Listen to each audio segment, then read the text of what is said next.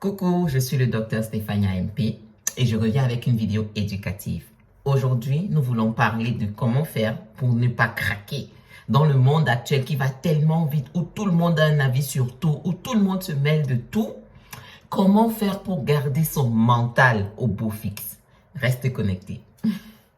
La vidéo d'aujourd'hui, je vais te parler de comment prendre soin de son mental. Oui, je suis médecin, je suis gynécologue, je suis coach de vie, mais la santé, c'est pas seulement la santé physique, c'est d'abord et surtout la santé mentale, parce que c'est notre mental qui nous porte et qui nous donne la force de faire tout ce que nous voulons faire, d'accomplir tous nos projets, tous nos objectifs.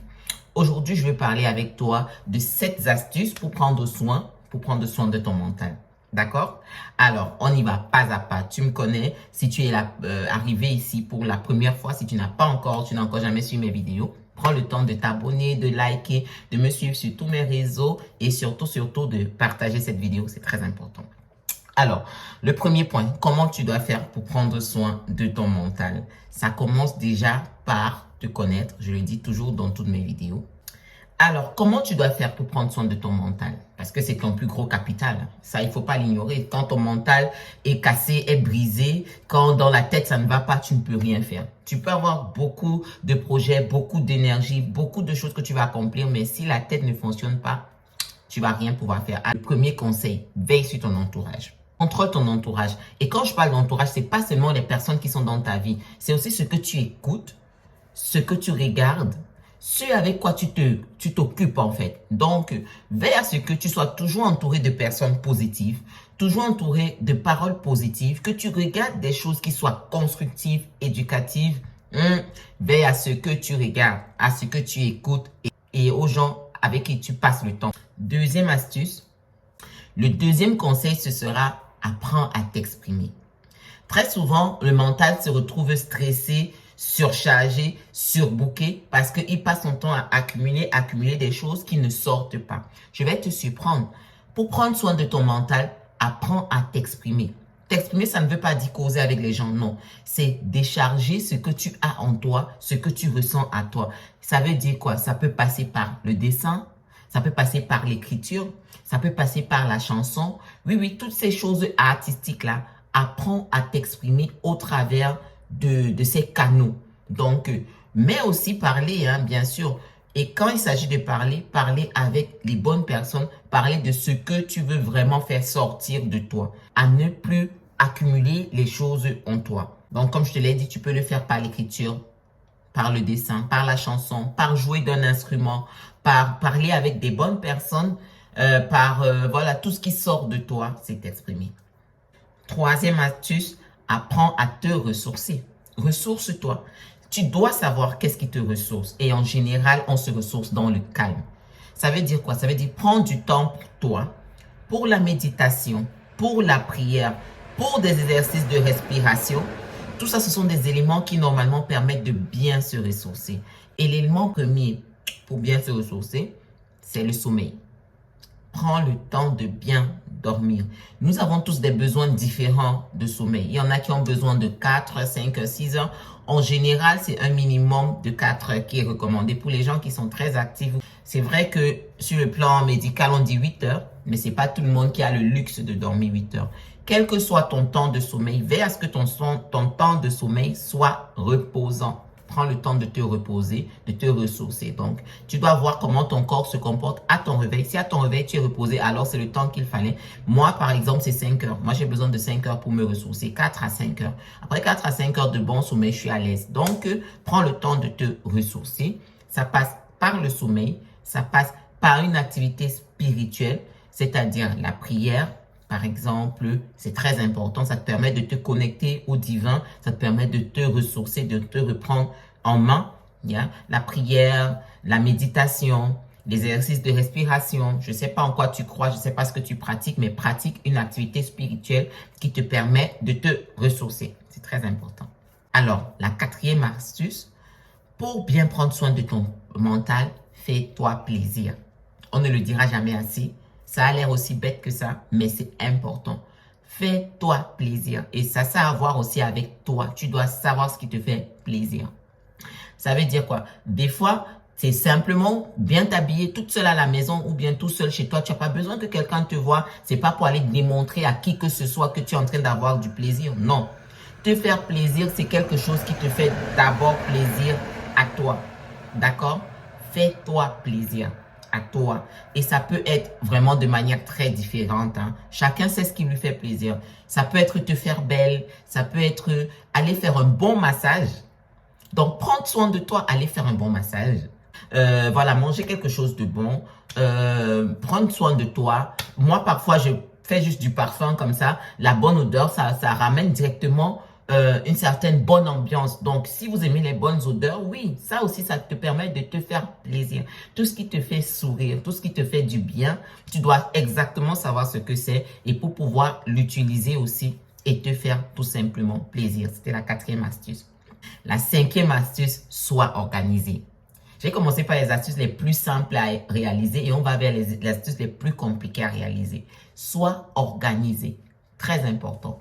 Tu dois avoir un plan de vie. Surtout pour les gens, si tu es comme moi, où tu as beaucoup d'idées dans la tête, tu as beaucoup de choses que tu veux faire. Sois organisé.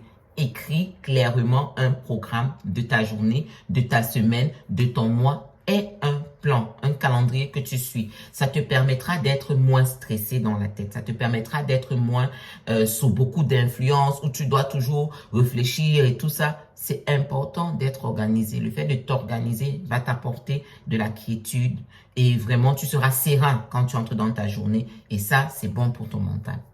En 6e position, mange ce qui est bon pour ton mental. Je vais répéter, mange ce qui est bon pour ton mental. Pas ce qui est bon pour ta bouche, mais qui est bon pour ton mental. Donc, pas de fast-food, pas de je ne sais quoi. Il y a des aliments, je vais te donner quelques aliments qui sont bien pour ton mental. Je vais commencer par du poisson. Tout le monde le sait, c'est les oméga 3.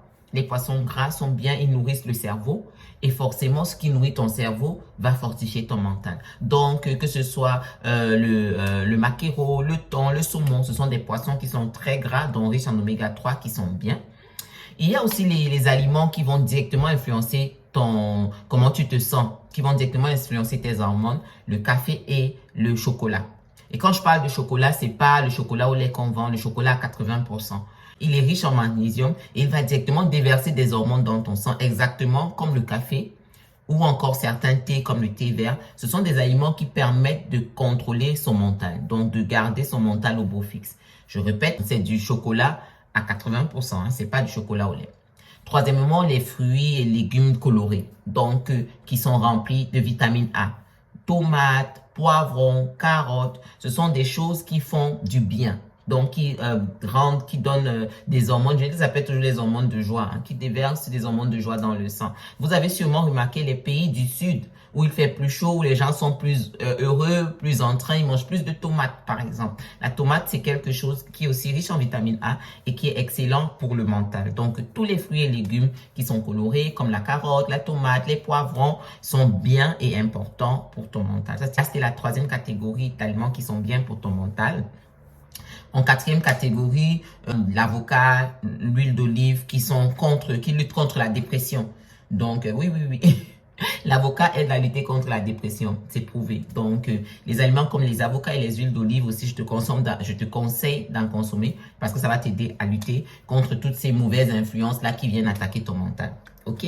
Ça, c'était mange bien.